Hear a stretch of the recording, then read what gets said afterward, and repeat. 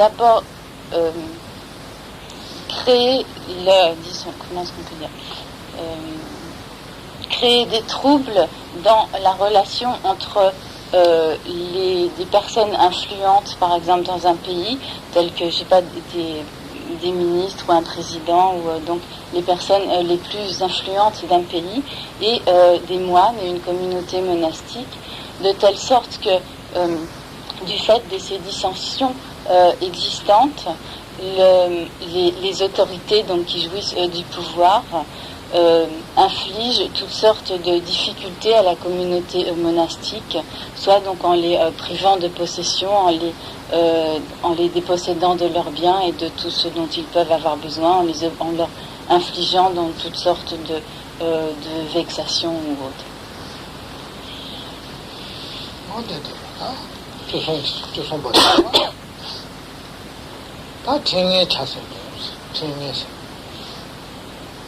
다 팅이 버전에 로바나네 팅남지 루자지 쇠네 아니지 보아봐서는 사대 띵인제 나니 지면에 딘딜레가 뇌야기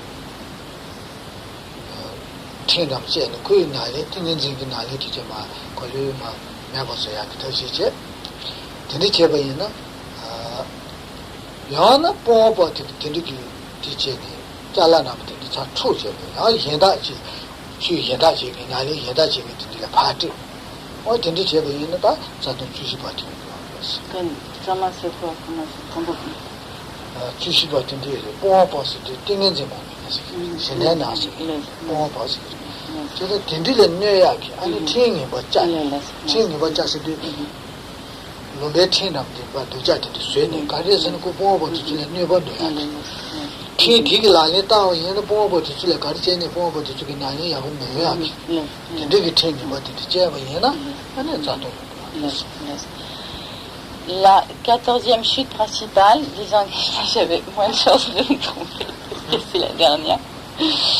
La 14e chute principale des engagements de Bodhisattva consisterait.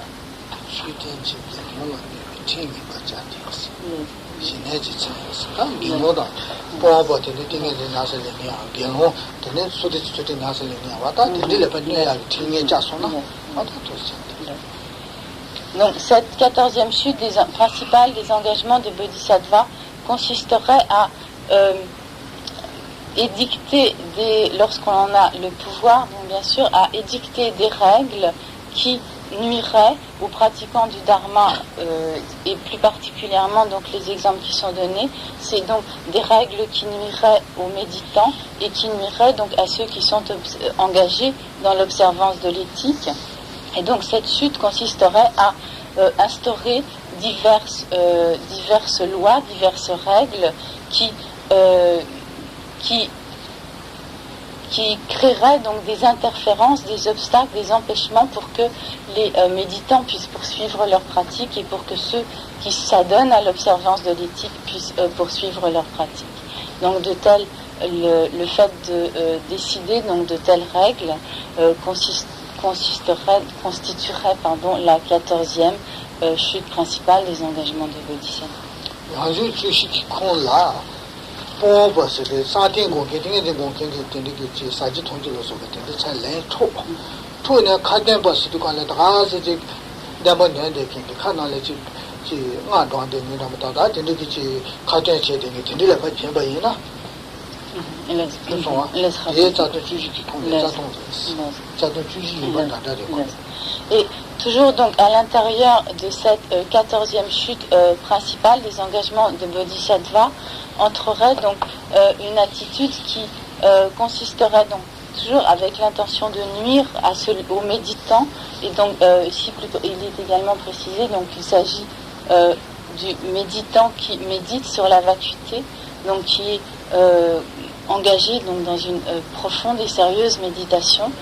Donc cette chute principale consisterait également à prendre donc ce qui est nécessaire donc à ce méditant à prendre les biens, ce qu'il possède, ce dont il a besoin pour donc interférer donc dans sa méditation, donc prendre les jouissances qui lui sont indispensables pour les donner à d'autres êtres qui ne seraient engagés que dans par exemple, des récitations de mantras d'apparence, ou qui ne seraient engagés que dans des pratiques superficielles ou des pratiques d'apparence.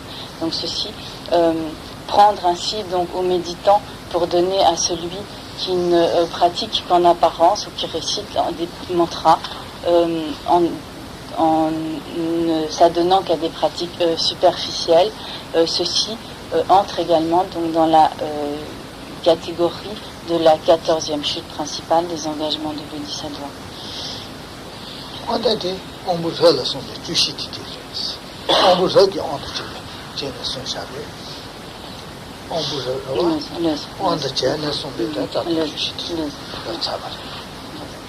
Et donc ceci termine donc l'explication de la nature des 14 chutes principales des engagements de Bodhisattva pour les êtres, les Bodhisattvas dont les dispositions ou dont les capacités sont supérieures.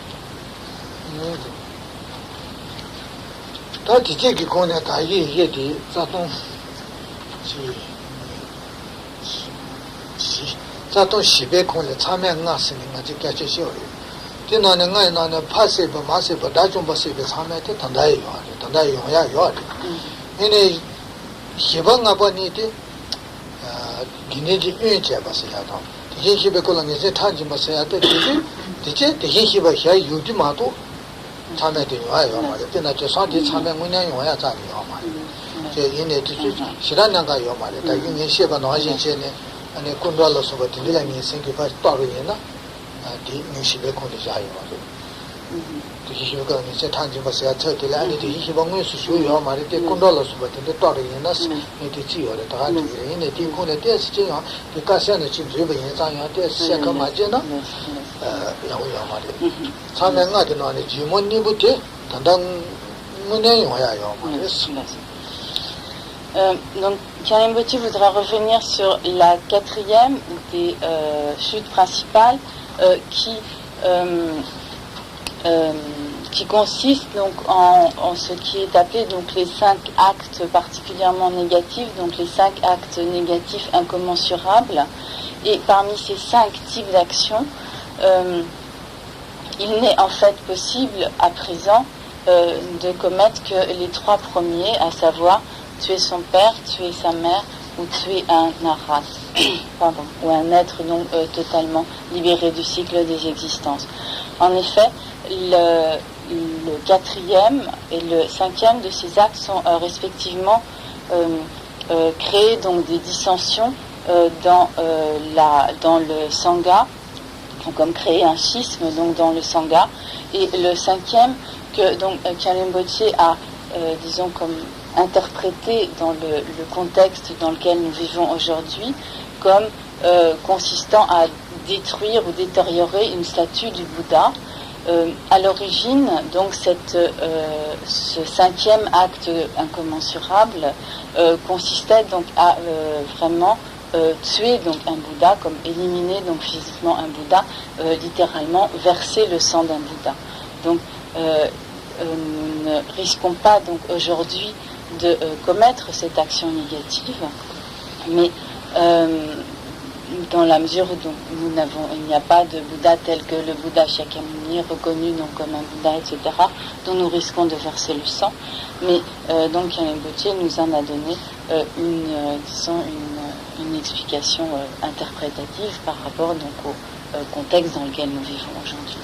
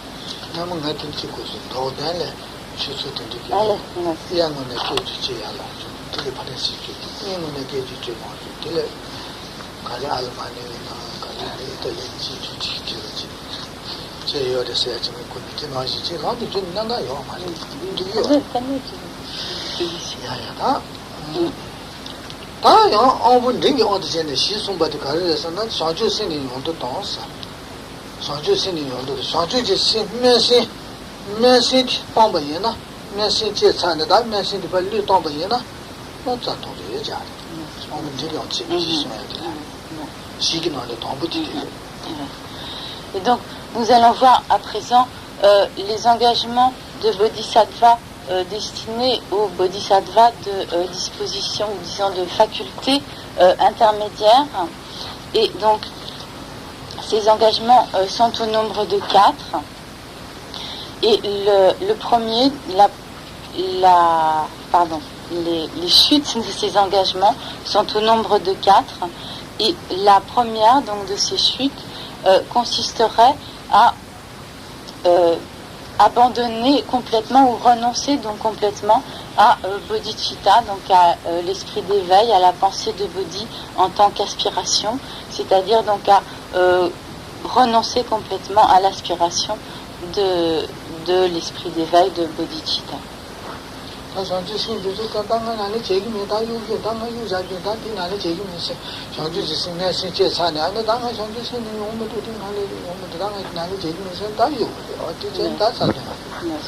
Et donc cette chute principale se produirait si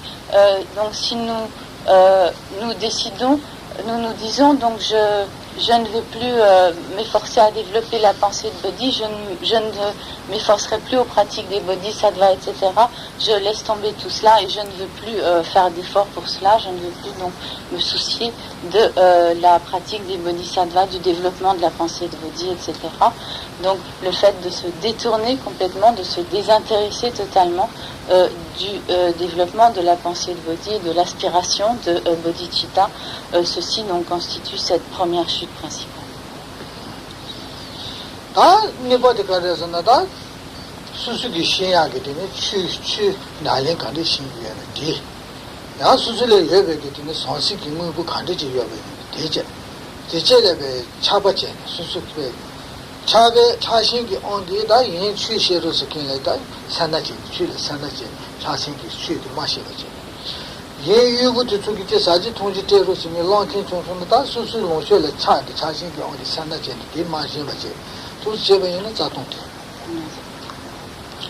La deuxième des 4 chutes principales, donc destinées, qui s'appliquent donc aux bodhisattvas de faculté intermédiaire, consisterait donc par avarice à l'égard du dharma que l'on possède ou de la connaissance du dharma que l'on possède, ou par avarice à l'égard des biens que l'on possède, refuser de donner le dharma à celui qui nous le demande, ou refuser donc de donner la nourriture ou la boisson à celui qui nous le demande, et ceci donc par avarice, par attachement à l'égard de notre possession de la connaissance du dharma donc, que nous possédons, et par avarice ou attachement à l'égard de nos possessions.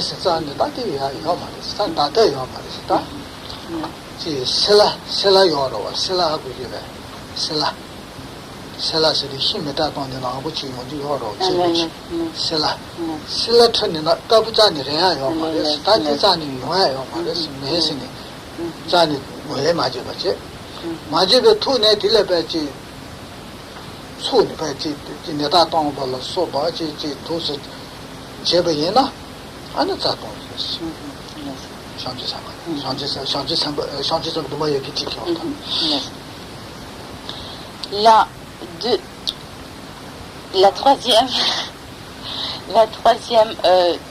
chute principale consisterait à ne pas accepter les excuses, donc de ne pas accepter les excuses de quelqu'un. Donc si par exemple une personne nous a causé du tort d'une manière ou d'une autre, et qu'ensuite donc avec sincérité elle vient s'excuser, nous dire donc qu'elle s'excuse de cela et qu'elle en est désolée, etc., et que nous la rejetons complètement, que nous rejetons totalement ses excuses, que nous refusons de lui pardonner, et que nous maintenons contre cette personne notre grief. Et il est donné de cela l'exemple du charbon de bois qui, aussi longtemps qu'on puisse le nettoyer, restera toujours noir. Donc si nous gardons la noirceur indélébile donc de ce grief à l'égard de la personne qui vient nous faire des excuses, et qu'au contraire donc nous continuons à l'invectiver de reproches, cela constituera donc la troisième chute principale.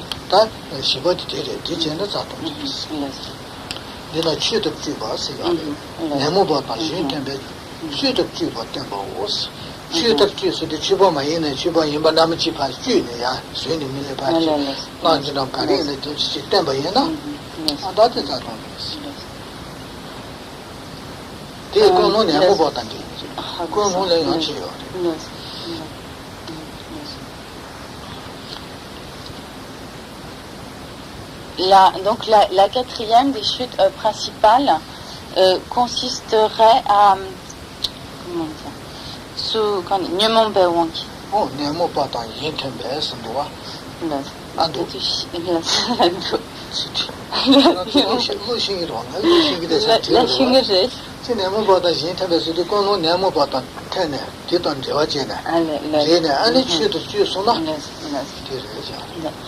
donc cette quatrième chute consisterait donc soit directement poussée par les facteurs perturbateurs de l'esprit, soit dans une attitude qui serait liée aux facteurs perturbateurs de l'esprit à je trouve pas le mot exact, enfin, à prétendre être un pratiquant du dharma et à paraître en fait, comme vouloir paraître, faire en sorte de paraître comme un pratiquant du dharma qui aurait de hautes réalisations, ou donc faire semblant d'être un pratiquant du dharma, et étant entendu que cette attitude serait fausse, artificielle et volontairement trompeuse à l'égard d'autrui.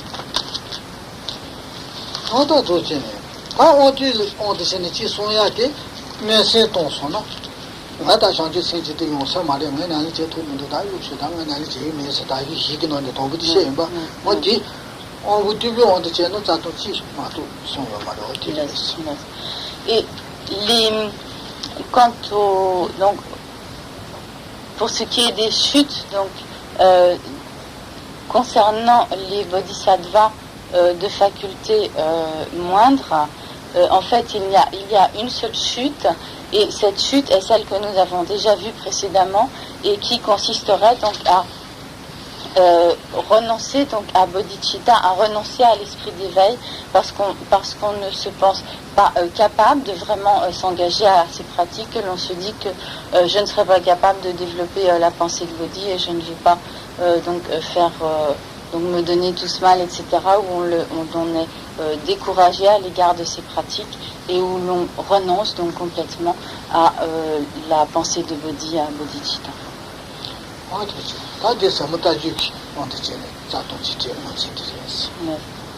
Donc, telles sont les explications sur les chutes principales des engagements de Bodhisattva, conformément aux enseignements de la lignée de la vue profonde.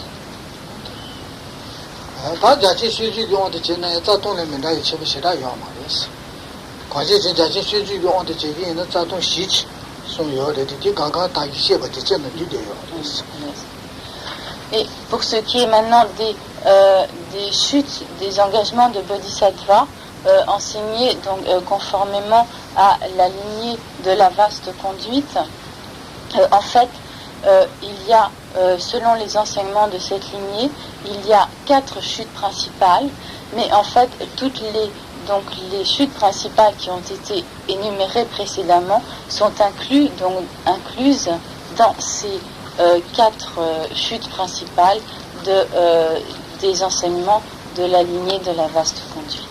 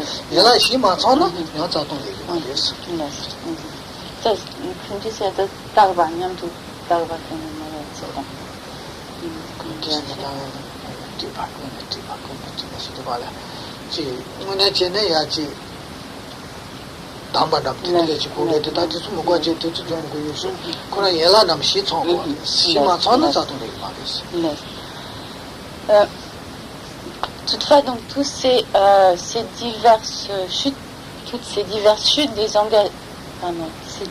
chutes principales des engagements de Bodhisattva ne sont pas accomplies très aisément, car il est nécessaire pour qu'elles soient accomplies qu'un certain nombre de conditions soient remplies, et ces conditions qui sont appelées comme littéralement des liens, donc qui sont donc des facteurs nécessaires qu'il est nécessaire de réunir pour que ces chutes principales se produisent.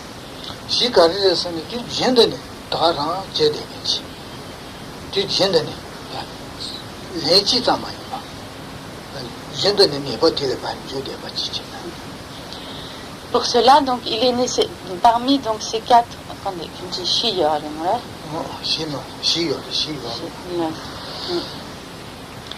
c'est pour que l'une de ces conditions consiste à reproduire donc constamment cette action, et donc à ne pas simplement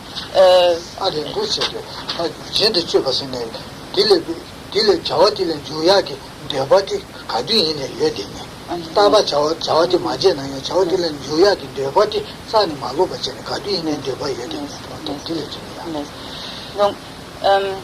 l'un des des facteurs constitutifs de cette chute principale est d'avoir toujours le désir de commettre cette chute, donc et de ce fait donc de ne pas se détourner du désir de commettre cette chute, mais donc d'être toujours sous l'emprise du désir d'une telle action.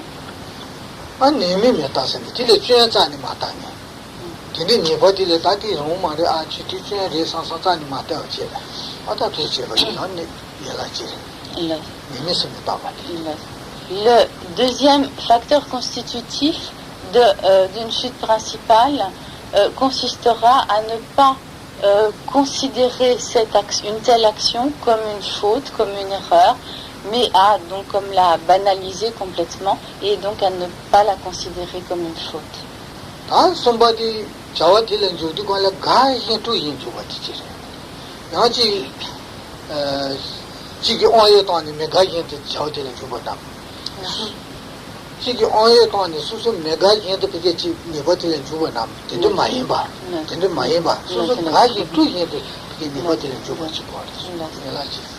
Là, donc le facteur constitutif suivant donc d'une chute principale consiste à se réjouir donc d'une telle action, de se réjouir du fait que l'on s'engage dans une telle action, de l'accomplir donc avec joie, avec plaisir, avec satisfaction.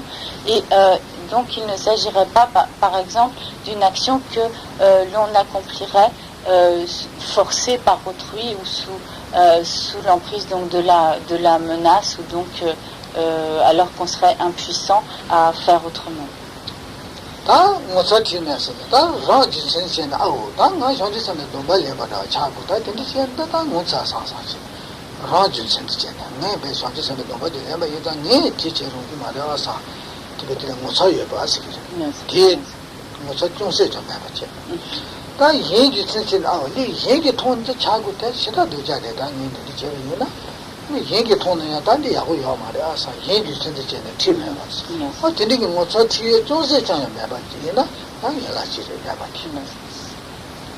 Là, le quatrième facteur constitutif d'une chute principale consisterait donc à n'avoir ni honte ni gêne à l'égard de l'accomplissement de cette action.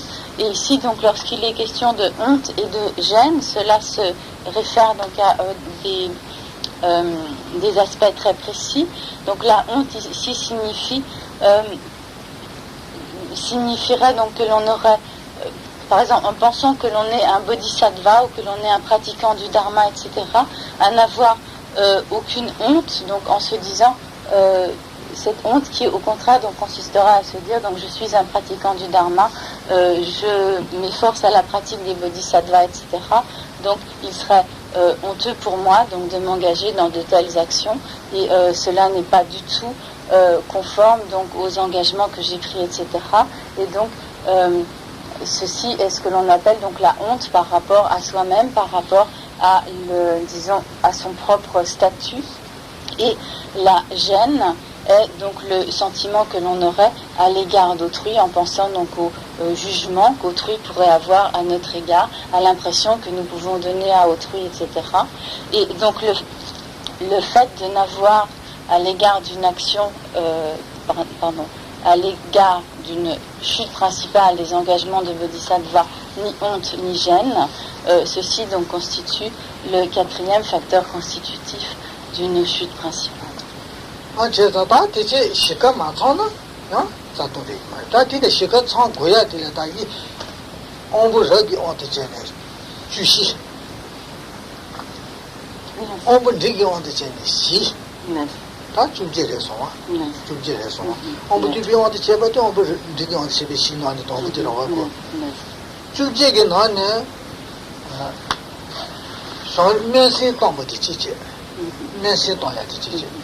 아니 랜드다 지역은 실에 거둬야 돼. 군이 니래 다녀라 시청고 말이.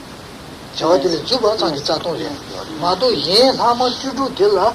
이 시디 마천은 자동이 말이야.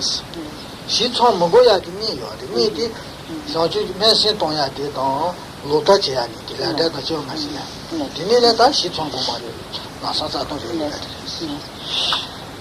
Et donc de manière générale, si l'on ajoute les 14 chutes principales qui s'appliquent aux bodhisattvas de faculté supérieure et les 4 chutes principales qui s'applique aux bodhisattvas de capacité intermédiaire. Donc il y a en tout 18 chutes principales. Et puisque donc la chute principale qui s'applique aux bodhisattvas de capacité moindre est, comme nous l'avons vu, présente donc dans les 4 chutes principales qui s'appliquent aux bodhisattvas de capacité intermédiaire. Et donc parmi ces 18 chutes principales, il y a 16 chutes qui ne sont des chutes principales que lorsqu'il y a la réunion de ces 4 facteurs constitutifs d'une chute principale. Toutefois, donc, il y en a 2 qui, pour être des chutes principales, n'ont pas besoin de la réunion de ces 4 facteurs, ni même d'un seul de ces facteurs, et qui, par elles-mêmes, donc dès qu'elles sont accomplies, sont par elles-mêmes des chutes principales. Et ce sont donc les chutes parmi donc les 18 chutes principales, celles qui consistent à renoncer à la pensée de Bodhi, donc à se détourner complètement de l'aspiration à obtenir l'état de Bouddha, et le fait donc d'affirmer et de professer, d'avoir et d'entretenir des vues fausses, selon lesquelles donc on affirme par exemple qu'il n'y a pas de loi du karma, qu'il n'y a pas de libération du cycle des existences, qu'il n'y a pas de naissance passée et future. Donc ces vues fausses et l'abandon ou la renonciation à la pensée de Bodhi, à bodhicitta, constituent donc en elles-mêmes des chutes principales, sans qu'il soit nécessaire que l'un quelconque des 4 facteurs constitutifs d'une chute principale soit présent.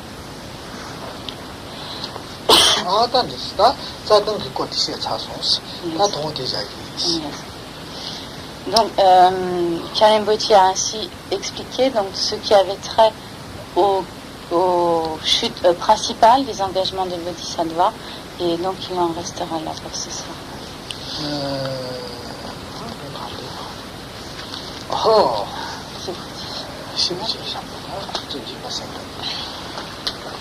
oh,